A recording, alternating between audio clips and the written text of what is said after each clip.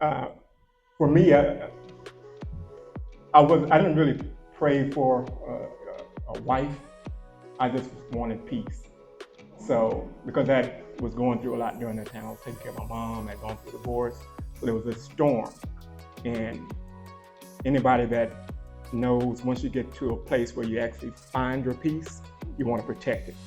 So for me, it was all about if I'm going into another relationship, that person has to at least be able to maintain that peace. And then I met her. So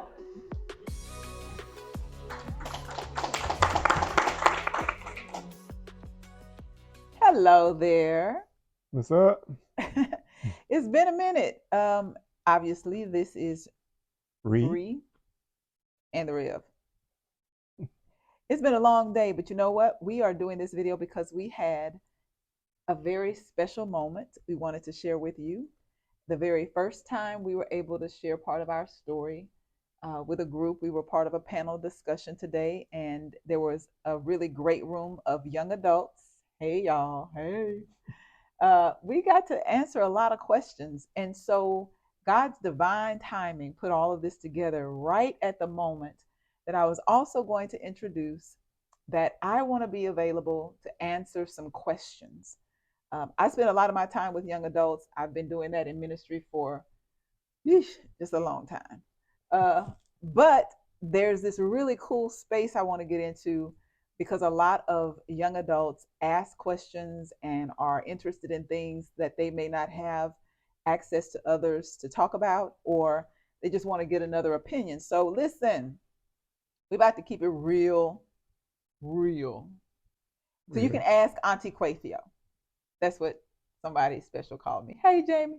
They named me Auntie Quafio because I am an aunt. I'm not a mother, but you know how you have those special relationships with aunties or uncles where, some things you might not talk to your parents directly about, but you can talk to that cool aunt. I've always felt like that would be my lot in life. I think that's what I'm going to grow up to be, or that's what I And every once in a while, I might hop on and you can ask Uncle Ray. am. You can ask Unc You can ask Unc. every But once in a while.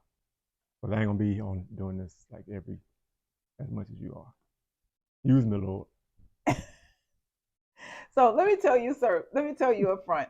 I'm going to drop a couple of clips in from our discussion today. It was a really cool panel. We met some people and learned more about their story, their journey in dating and in marriage. And of course, we have our own, but we thought it would be good not only to share highlights from that, but you can only get so much in about an hour, hour and a half. And so there were things we were talking about on the way home. They were like, oh, yeah, I forgot to say that. Or well, I thought about this, but I didn't really want to go into that topic or in that conversation. So we felt like let's share it here and we'll give you some highlights from the actual moment we had earlier today. But this, remember, is so that you can share it with someone else. And remember, you can ask Auntie Quafio. Now, here are the guidelines. Here are the rules. Number one, we're going to keep it real. I don't pull punches. I don't like sugarcoat the truth when it comes to making sure that you understand with clarity the biblical principles, the spiritual principles.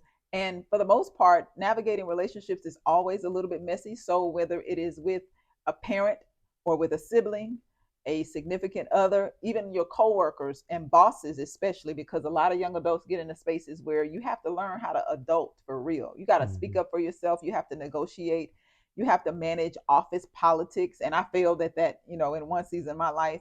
So I want you to be able to benefit from what I've learned. But today we're going to start just in your dating space, your dating relationship. So if you've got some questions or if you know someone who would benefit from watching this, make sure that you share it. And of course, if you haven't already done so, subscribe, like, and get ready to leave your comments. So let's get into this. You All right, ready? I'm ready. So one of the questions they asked us earlier today, and I think we could have gotten deeper into it, was really about this whole dating thing and how you found each other. We already shared our story online, but there were some things you said that you had friends who were a little protective of you and didn't allow you to get into some other things because they knew you had a good thing. I don't know if I said all that like you said it with the batting of the eyes and all that. But uh, going back to having that village, that close group of people around you, once we started getting serious, might have been a few times when, some of the guys were going out, to a lounge or whatever the case may be. And I'm like, okay, I'll probably meet you guys out.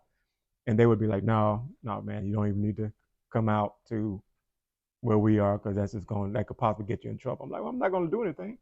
They're like, no, just, stay in your lane now. Just, you got a good one. Just get yourself together. And so I say all that to say that, and we mentioned this at the young adults brunch, it's always good to make sure that you have a good, strong village around you, or at least one or two really good people around you that are going to call you to the carpet. If you stepping out of line, thinking about stepping out of line, just need somebody to vent to, uh, whatever the case may be, or even share happy moments with. Yeah. Because it's particularly men, we don't necessarily have, we always have those group of people that you can go out and hang out with anytime you want to. But very rarely do you have a group of people that will stop you when you're in the wrong or will call you out if you're in the wrong. So that's what we definitely need. Yeah. I was going to say also, and we didn't get into this, but that's why we're doing the video.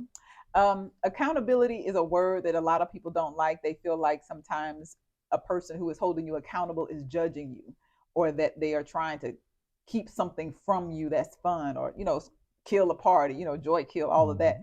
But people who really love you will hold you accountable because they know you have more in you, or they're trying to protect you, as he said in his example, from destroying what is good.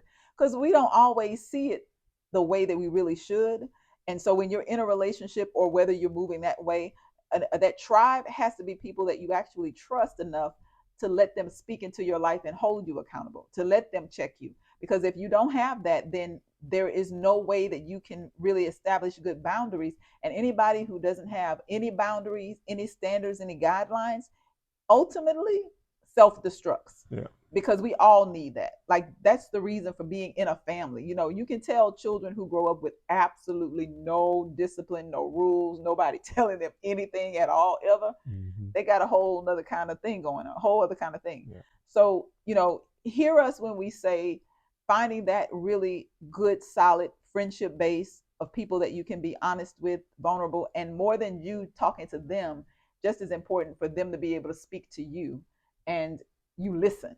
You actually listen. That's all Auntie gonna say about that one right now. But let me just say this: where you have those good friends, if you don't take heed and you don't listen, eventually that is going to dry up, because nobody's going to keep spending the time and energy to reach out when they know, okay, they don't want to listen. They keep going their own way. They put their hands up and they say, okay, I'm gonna just let you go ahead and do what you need to do. So if you go through your handful of people and none of them are people that you would listen to, then either you have the problem or they have the problem, and you need to fix it. So you can't be the smartest person in your group. There always has to be somebody that you would refer to, or that you would reach out to, and that you feel like you can really draw from. Yeah. All right. What we also talked about, this was an interesting moment. I want to dig a little bit deeper to tell you why it's so important that you discipline your flesh. You hinted at something we didn't bring up, but let me just go there, because y'all know this is what we do. You've got to get your flesh disciplined. You've got to get your flesh disciplined. You've got to get your flesh disciplined. Yep. Because saying I do does not automatically shut down rogue desires. You've got to get your flesh disciplined. You ready? Okay, so Auntie Quayfield about to be real here. Let me tell you, babies. Let me tell you. Oh, Lord. There are so many ways that our bodies are created by God to enjoy pleasure, and it's part of the design. But like anything else outside of the purpose in which it was intended and the context that God created it for, it can be destructive. We know this with fire. It's a good thing to have a fire in the fireplace when it's winter to warm you up. It's a good thing to have fire on the stovetop to help you cook that rice. But if fire in any other context can be dangerous and deadly. So the passions we have are right. Why are you laughing? My mind was about to say fire in the loins. That's good to have too if you got it under control. Well, that's what I'm saying. That's exactly what it is. You gotta say it like that. How you say it? Loins. Like the elderly would say. Okay, but that's the truth. There's a time for that to be expressed. So disciplining your flesh will go a long way to salvage a good relationship, because before it's time, it can be deadly and destructive. Now, I'm not here to judge, but I am here to give you the truth. Like I say, Auntie Quafe, we're going to keep it real. When you start getting outside of what God intended, you don't know that you're actually taking away and creating a space for your body to be almost addicted to a discipline and a way of life that becomes hard for you to reel in when you actually want to be monogamous and faithful and committed to one person. You're going to have to really work a little bit harder. It's not to say it's impossible. It's that you just have a lot more work to do than somebody who abstained or somebody who has been disciplining themselves over a longer period of time, because you're always going to have temptations. That's just life. Mm-hmm. But only you can control you. And marriage doesn't automatically shut off the fire yep. or the desire. Hello? Yep. Very true. And being in thinking you can be monogamous when you have been used to doing your own thing is also very difficult, because again, it's not just a switch. So now how we know this? But definitely, when she said having control over or discipline over the flesh, that's a true statement. That's real. Now let me tell you how we know this. Auntie Quafio, this is probably the only time you're gonna hear us saying this. Why we're gonna record it now, okay? Mm-hmm. Okay. Mm-hmm. Y'all ready? So when we got together, we laid down some parameters and barriers and do's and don'ts and standards. She did. She laid down some rules and regulations. I was trying to make it we, but okay, I did. But the reality is, it calls him to live in a different way. And the best part about this is that we both knew we were slowing down. He's slowing down from his lifestyle, mm-hmm. being a single bachelor, mm-hmm. right? Mm-hmm. Me being slow, period. I was never active out there like that, but I knew that I wasn't trying to rush into something either. And because we both were slowing our pace to be intentional about building friendship first, which is another key. If we put sex first, friendship doesn't have a time or really healthy space to be cultivated and nurtured in its purest form, because again, all those hormones gonna distort your perception of things. Yeah. Yep. You start putting up with junk. Yeah. That's a very important piece, because one of the things that you will learn if you have disciplined yourself to, not have sex, to have, discipline over your flesh, you start seeing the person for more of who they are, and you develop a relationship, and or you quickly find out, do I like being around this person? Because it's not about sex. There's no stimulation from the flesh involved. It's all about the mental stimulation now. It's all about, can I laugh with this person? Can I be myself with this person? Whereas, we've all been in relationships where, the sex was good, and well, except for my wife. But many people have been in situations where, the sex was good, and so you tolerated certain things because the sex was, was good. It was nice. So, but when you don't have that in the equation, it's all about, do I like being around this person? How do I see my future with this person? Is there a future with this person? And then when you do get to the time when sex is introduced into a relationship, that's just like the cake. So, good. And I cake. like cake. You know what I'm saying? I like cake. Moist in there. Oh, I forgot what we were. Good cake. All right, listen, let me move forward. One of the other things I just wanted to highlight, because we could go on and on about this, but I think in the context of being able to talk about how to move through dating and marriage, approaching marriage, courtship, if you will, then marriage, and once you're on the other side of it, you're always learning about yourself and the other person. So I just wanted to kind of emphasize this. So just to kind of give you an example, because it's very easy for people to say these things and then you don't know if they've actually done it or not. So here you come, here's the Rev who has, set these guidelines and whatnot, and she already said she wasn't out, being sexually active. And then you have me coming from a place where I was. When we when she set up these guidelines and we already came to the table saying that we were both slowing down for, you know, various reasons, uh, and she being much slower than I was. Once we decided we were not going to have, or I was not going to be having any type of sexual relationship, we literally went, what, almost 3 years, 2.5 years of me not having sex. So that is, when I say you had to get control over your flesh, that is an example of the type of discipline it may take. Now, it could have quite easily maybe been, less than that, less than 2 years had we decided to get married sooner.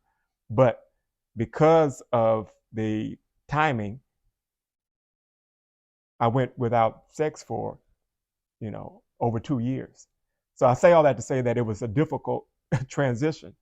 But then you get to a point at whatever point it is for you, it's very interesting. It's almost like scales, if you will, kind of fall off your eyes. You see people, how they move. Wow. And whatnot a little differently. So I could go to the same lounge now or a concert, and the things that used to attract me or make me move in that direction to find out a little bit more about that person, I'm seeing it from a totally different lens now. And a lot of that is because, one, I love the Rev. I don't want to hurt her in any way. But the other piece of it is I have discipline over my flesh. So I just wanted to add that. Wow. Thanks. Yeah. And it pays off. I think that for people who have not waited, or you are in a different space, it can be a challenge, especially when you are looking at how the world places such high value on, all the things of the flesh. But at the end of the day, you have to really determine, am I going to, number one, honor God, but number two, invest in building something that will last and will be have much more depth than just the flesh and the soul, because it's not going to be the same forever. Last thing I want to just kind of throw out there, and remember, we're going to come back. I'll come back with some of these questions or answers to some of your questions if you'd like. But the dating piece, and about any relationship or part, or even finances, I wanted to just kind of highlight that there's a sense among a lot of single women who are late 20s, 30s, maybe even into your 40s, that there just really aren't a lot of good Christian guys, that it looks really bleak. um, what do we do? Because the struggle is so real. It's hard out there. I want to have kids. I want to marry. I want to do all of this. And it's just looking like it ain't going to happen. Well, today I did something that I've rarely ever done, but I'm okay now because I shared a personal nugget of my truth. And that is, I don't feel like I was late getting married. I feel like it was the timing that God wanted for me, just the right timing. And I let them know, as young ladies, listen, some of you in your early 30s, some of you in your early 40s, it's never too late if it is God's will and your desire.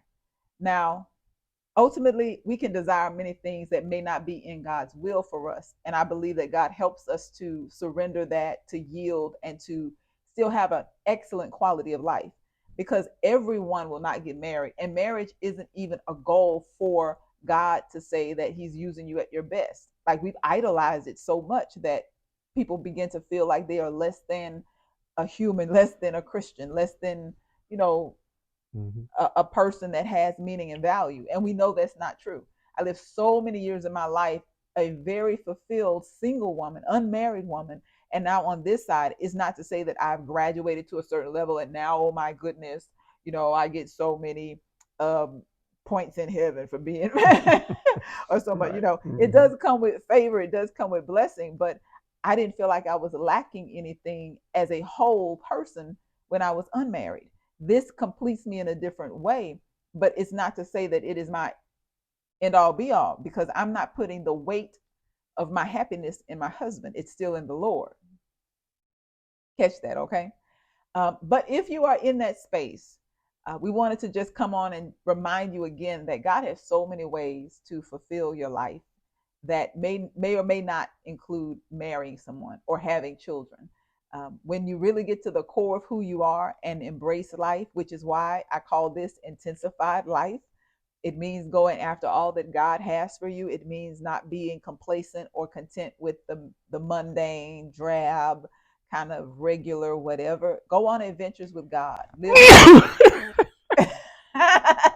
I'm sorry. I'm sorry. You have to edit that one out. I know. I'm sorry. It means going on adventures with God, and you never know what'll happen. Do you have anything you want to say before we cut this off? Okay. So, a couple of things real quick. For me, I don't know when I started saying this, but uh, I say it all the time now. You might not have heard me say it, but uh, if you do the things that you've always done, you're going to get what you've always got. And so, if there's something in your life that hasn't changed or shifted or progressed the way you want it to, you need to evaluate, what am I doing? Am I doing the same thing that I did last year, 2, 3 years ago, to attract the same type of people, or for me not to be progressing where I want to be? So it all starts with you, the person, first, before you can really move forward.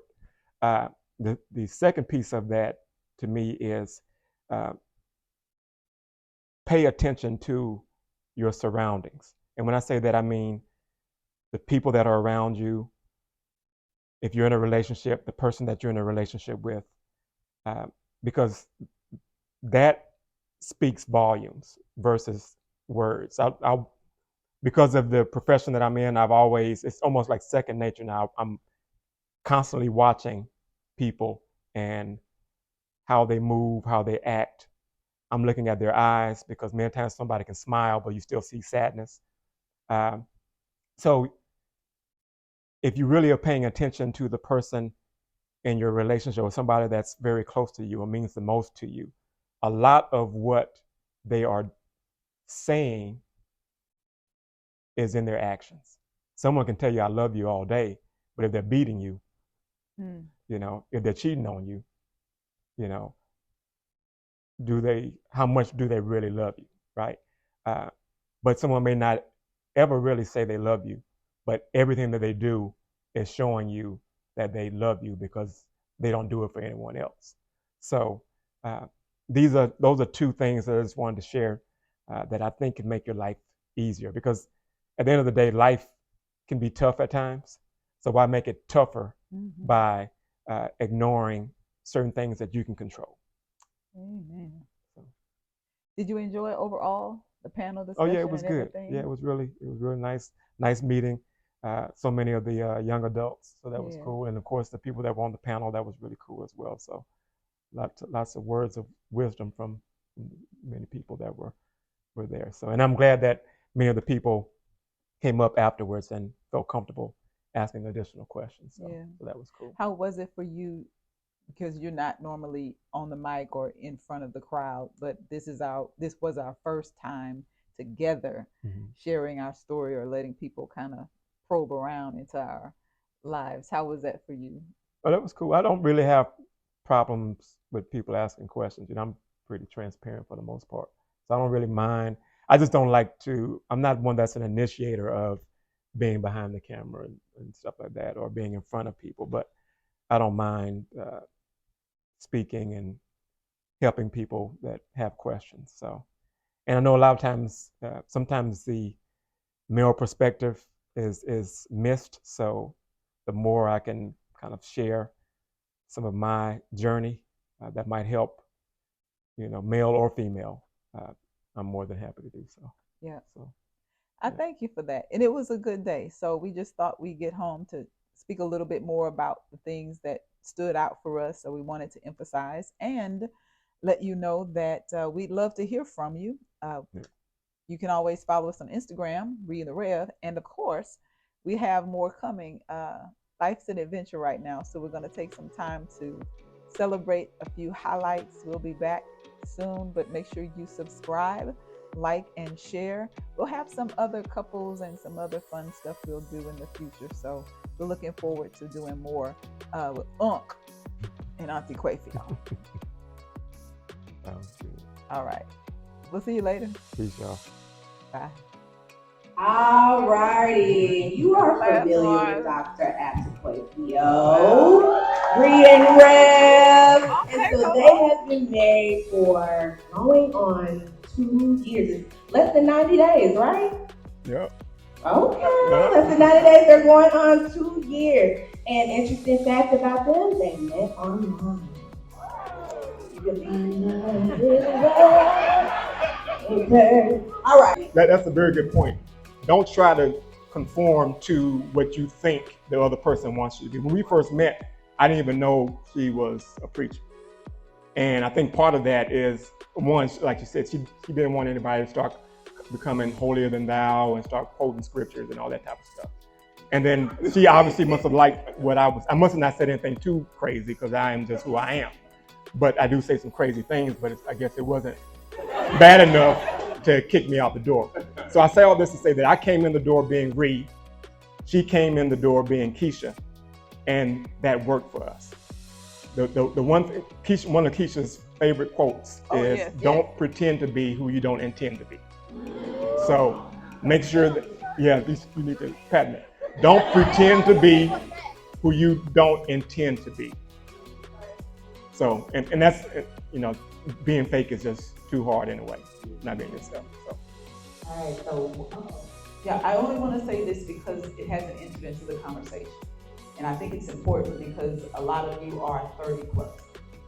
And some of you may need to entertain the idea that if you were going to marry, you may marry someone who has been married before.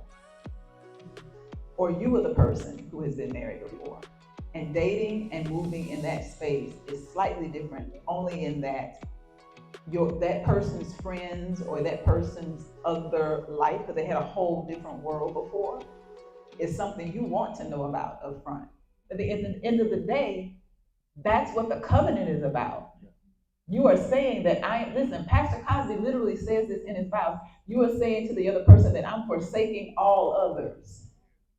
That's deep if you think about it. You are vowing to God to forsake everybody else for the sake of this. So if you have someone who is disturbing the peace that you have already established, have that loving conversation. Give them a chance. Find out, what is it in your core? Is it something did you see something you don't want to tell me about? Is there something going on that you're scared? I'm serious. Go through it. But at the end of the day, you're going to have to make a stand and say, but this is what God is leading us to do.